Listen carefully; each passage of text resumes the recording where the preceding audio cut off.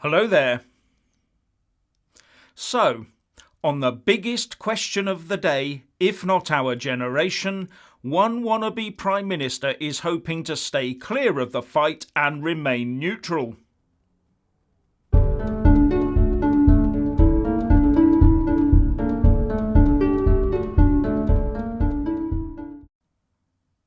The Labour Party leader, Jeremy Corbyn, is doing his best to steer clear of the Brexit debate and therefore claim to be staying neutral right up to the point of the results of a second EU referendum if he somehow becomes our Prime Minister. Then he says he'll just implement the result, whatever it is. And this strategy, he claims, will mend the nation. And the obvious truth, well obvious to anyone with a couple of brain cells, is that this strategy will just rip the country apart. And worse, not into just two pieces, but into many. And on last night's Question Time Leaders special, Jeremy Corbyn's nice old grandpa act was exposed as a fraud to everyone, as he metaphorically had his pants pulled down in front of the nation, not only over his neutral Brexit stance, but also over his handling of anti-Semitism within the Labour Party. But not only is his policy of staying Brexit beige completely flawed, so are his plans to renegotiate a deal with the EU within 3 months. And then to hold this referendum of his between accepting his deal or remaining in the EU within a further 3 months, just 6 months after taking office. Anyway, how can he possibly renegotiate a deal with the EU if he's neutral? What silliness is that? What's his plan? To march in and neutrally demand of those Eurocrats that the UK must have full single market and customs union access without paying in, but to also have a seat at the EU table in trade talks as if we were full members? And by the way, we must be able to do whatever trade deals we like with whichever country we like around the world as well. How does that work? How do you negotiate such a deal when you are ambivalent to it? How do you drive a situation forward if you're in neutral gear? Maybe that's Corbyn's genius. Let everyone else decide everything and then take the credit for it. He has tried to make an art form, no a science, out of seeming neutral, but just ends up looking indecisive. Brussels would echo to hoots of laughter for many a year over all of that. No, the truth is that Corbyn and his cronies will only be able to get a skeleton argument together in those 3 months that would entail the UK paying in as a full member, maintaining the full movement of workers, a fully level playing field, but with no voting rights, no seat at any table, and no independent trade policy. Eurocrats will make sure that Corbyn's deal is far worse than full EU membership, in the comfortable knowledge that an incredulous nation will be forced to either stay at home or vote to remain in the EU referendum. Mend a nation? And as for this whole nonsense of neutrality, what's he going to claim? That he's got conviction in his own neutrality? You can imagine him at breakfast and faced with the dilemma of having his egg either fried, boiled or maybe scrambled, can't you? Would he want to fry, boil and scramble it all at the same time, then eat whatever the end result was? Or would he throw it open to the vote by phoning Diane Abbott perhaps and asking for her view? Not that she would know anything about his breakfasting habits, of course. Corbyn wants to stay firmly on the fence and lead from the rear throughout the whole period up to his dangerous referendum, in the vain hope that he can appeal to both sides with his ludicrous approach to not fulfilling the results of the 2016 EU referendum. He is putting himself forward as a national leader, but won't take a public position on Brexit, the greatest issue of the day. But in truth, I wouldn't confuse this neutrality with indecision. Corbyn is, of course, adopting this neutral stance as a devious but poorly disguised tactic to try and keep his hands unsullied by the Brexit issue.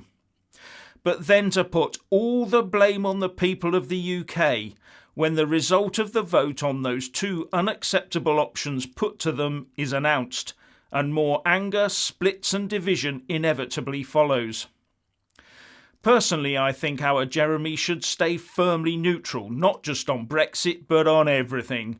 In fact, the best thing he could decide to do is drop his whole clumsy Marxist manifesto and just declare neutrality in all things, especially where certain religions and our armed forces are concerned. In fact, if he remained neutral on the critical matter of the defence of our nation, it would at least take some of the sting out of his decades-long support of our enemies. And wouldn't it be great to see him take a neutral stance on the general election itself and stop campaigning? Actually, no. Every day he campaigns, the larger the hole he digs for himself. Keep digging, I say. I also want to ask the question, why is no one in the press questioning Jeremy Corbyn hard on his manifesto proposals to give the vote to anyone over the age of 16 that resides in this country? Not just UK citizens over the age of 16, no, all those over the age of 16 that reside in the UK. And residence means either you've been in the country for 183 days during a tax year, or you've had a home in the UK for 91 or more consecutive days and spent 30 days in it within a tax year. So for those that claim they're worried, for example, about Russian influence in UK elections, would no longer be able to complain about Russian oligarchs spending money on UK election campaigning and coordinating their fellow nationals voting in our elections, would they? In fact, wouldn't it then become legitimate for foreign governments to engage in our elections on the basis that they were just looking after the interests of their citizens temporarily residing in the UK? Would we end up with the Electoral Commission allowing campaign spending limits for countries with dodgy records on democracy, like Russia, China, Cuba and Venezuela, while people were flown over to take up residence in marginal constituencies in specially purchased halls of residence, just in time for an election or referendum? If you think about it, what better way to influence or conduct foreign policy with the UK than to pay for their people to live here and openly and legally work to undermine us? The typical and ridiculous results of open doors thinking. And when you look at Corbyn's plan to hold a referendum within 6 months, you only have to read the article in Brexit Central by the Tory politician Sir Bernard Jenkin to realise how legislatively dodgy that ambition is. As he says, Corbyn's referendum policy would drive a coach and horses through the timetable laid out in the Political Parties and Referendums Act 2000, which makes the whole thing a total constitutional outrage right from the start. As far as I can see, when looking at Jeremy Corbyn and the momentum-fueled Labour Party, all I see is a group of people who want to take everything in the country into public ownership, open the borders and give the world a vote on how we live, and treat them all in our now international health service. Any despotic foreign powers out there with ambitions over our nation have no need to worry about resistance with a Corbyn government. No, they could invade just by turning up, and Labour would be there handing out the house allocations, benefits and polling cards. And any one of us that even raised questions over it would be subject to a vilification of epic proportions by Corbyn's social justice warrior comrades, stocked up on nut roasts and soy lattes and armed with loud hailers and milkshakes, whilst being protected from rebuke in their mobile safe space units. No wonder the prognosis for Labour in the upcoming election is that they are facing an electoral Armageddon. Anyway, what do you think? Please share and comment, and thank you for watching. Please do like and share this video, and also subscribe to my channel. And when subscribing, please do remember to press on the little bell next to the subscribe button. That way you'll get an alert every single time I put up a new video. And thank you very much for watching.